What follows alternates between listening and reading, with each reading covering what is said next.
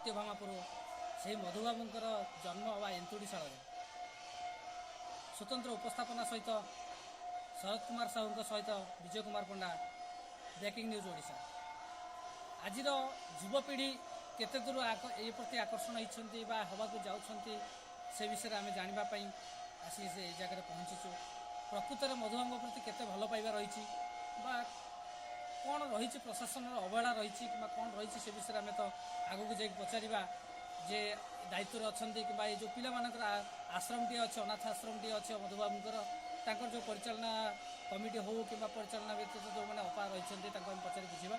प्रथम आम देखा ये जो एंतुड़ीशाल रही कौ भाई दयनीय अवस्था रही कैमेरा पर्सन शरद साहू को कहबी जो कौ भाई दयनीय अवस्था रही से देखिए।